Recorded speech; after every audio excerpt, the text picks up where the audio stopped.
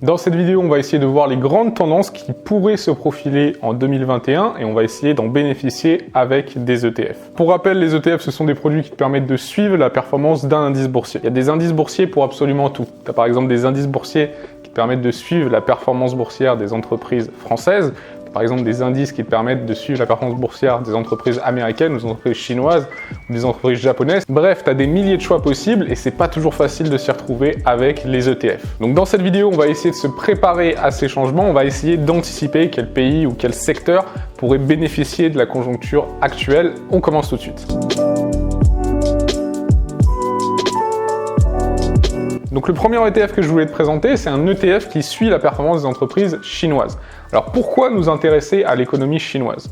Le premier point, c'est que la Chine a été l'un des seuls pays développés à enregistrer une croissance économique en 2020. En France ou aux États-Unis par exemple, on a eu un recul du PIB. Ça prouve la solidité et la capacité d'adaptation de l'économie chinoise. Ray Dalio, qui est un des gestionnaires de fonds les plus connus dans le monde, est très optimiste par rapport au développement des entreprises chinoises. Il précise dans un article récent que le revenu par habitant a été multiplié par 30 en Chine depuis 1984 et que le taux de pauvreté est aujourd'hui proche de 0. Il précise également qu'avec 4 fois la population des États-Unis, lorsque le revenu par habitant sera 2 fois moins important qu'aux États-Unis, ce qui devrait à peu près arriver dans 25 ans, l'économie chinoise sera 2 fois plus importante que celle des États-Unis. Alors c'est de l'arithmétique assez simple, mais c'est important à rappeler. Donc Ray Dalio, il est très optimiste par rapport au développement des entreprises chinoises qui va découler du coup du développement de l'économie chinoise. Et d'ailleurs, il joint la parole aux actes parce qu'il investit beaucoup dans les entreprises chinoises. En revanche, un point négatif, c'est qu'on pouvait penser que l'élection de Biden adoucirait un peu les relations entre la Chine et les États-Unis, mais a priori, ce sera pas du tout le cas. Au cours d'un entretien téléphonique entre Biden et le président chinois début février,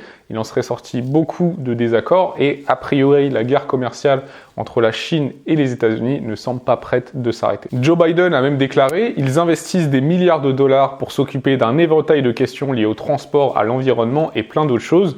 Nous devons nous mettre au niveau. » Ça prouve bien à quel point le développement économique de la Chine fait peur vu des États-Unis. Si tu veux investir en Chine parce que tu penses que l'économie va continuer à se développer et que du coup les entreprises chinoises vont bénéficier de ce développement, il faut que tu fasses très attention à l'ETF que tu vas choisir. Par exemple, on pourrait être tenté de choisir l'ETF Amundi MSCI China éligible au PEA, ce qui permet du coup de bénéficier d'une fiscalité avantageuse. Mais c'est pas un ETF que je te recommande parce que cet ETF, il suit en fait l'indice MSCI China H, qui est un indice très concentré sur les valeurs financières chinoises et qui a eu une très mauvaise performance au cours de ces 10 dernières années. L'ETF Amundi MSCI China n'a progressé que de 30% au cours de ces 10 dernières années, ce qui est absolument ridicule par rapport à l'indice MSCI China. En fait, l'indice que tu voudrais répliquer, c'est l'indice que je t'affiche à l'écran et qui a vu sa valeur multipliée par 5 au cours de ces 15 dernières années et qui est beaucoup plus diversifié sectoriellement. Je te partage le fil de ma recherche parce que je trouve ça intéressant, comme ça te permet de voir que c'est pas aussi facile que ça d'investir dans des ETF et qu'il faut être très attentif à l'indice suivi et pas s'arrêter uniquement au nom de l'ETF, comme on l'a vu par exemple avec l'ETF d'Amundi. Du coup, pour finir, pour suivre la performance des entreprises chinoises, tu as l'ETF HSBC MSCI China qui suit bien l'indice MSCI China très fidèlement depuis 2011. En revanche, c'est pas un ETF éligible au PEA. Ce que je te recommande plutôt si tu veux investir en Chine avec ton PEA, c'est l'ETF Amundi MSCI Emerging Market Asia qui suit la performance du coup des pays asiatiques et qui investit 50% en Chine et les 50% restants sont investis dans des économies prometteuses comme l'Inde ou Taïwan. Le deuxième ETF que je vais te présenter, c'est un ETF pour jouer le rebond des entreprises value en 2021. Beaucoup d'analystes pensent que les entreprises value, donc typiquement des entreprises qui ont un taux de croissance faible et ont un ratio cours sur bénéfice faible, vont rebondir après avoir largement sous-performé en 2020 et plus largement lors de ces 10 dernières années. Les entreprises value pourraient bénéficier du retour de la croissance en 2021, de la montée des taux obligataires et également d'un possible retour de l'inflation. Alors évidemment, on ne peut pas savoir s'il va réellement y avoir un retour de la stratégie value cette année,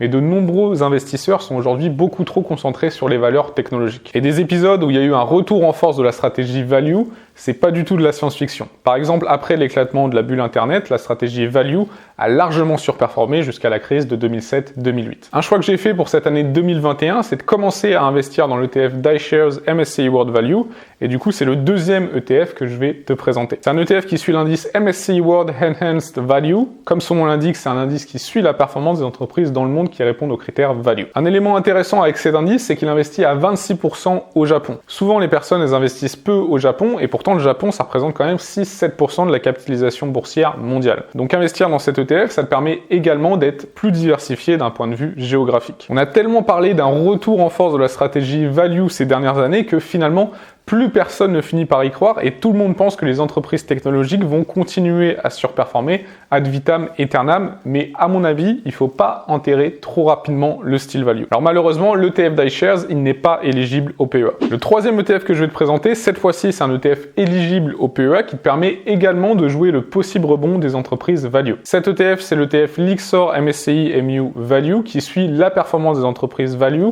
de l'Union économique et monétaire de l'Union européenne. Alors tu le sais, une des conditions pour qu'un ETF soit éligible au PEA, c'est qu'il investisse 75% de ses fonds dans des entreprises de l'Union européenne. Grâce à la réplication synthétique, tu peux avoir un ETF qui détient des entreprises de l'Union européenne, au moins 75%, et qui échange la performance de ces entreprises contre celle d'un indice, par exemple, qui suit les entreprises japonaises, les entreprises chinoises ou américaines. Mais malheureusement, il n'y a pas d'ETF comme ça pour la stratégie value. Donc si tu veux investir avec ton PEA et que tu veux t'exposer à la stratégie value, tu es obligé de te concentrer sur un ETF qui suit la performance des entreprises européennes. Avec cet ETF, tu investiras principalement en France et en Allemagne. C'est un ETF qui n'a pas connu une très bonne performance lors de cette dernière décennie, d'une part parce que l'Europe a largement sous-performé par rapport aux États-Unis, mais en plus la stratégie value a largement sous-performé dans le même temps. Donc évidemment, les deux combinés, ça arrange vraiment pas les choses. Alors maintenant, peut-être qu'en 2021, tu veux faire un pari totalement différent. Peut-être que tu penses que les entreprises technologiques vont continuer à surperformer,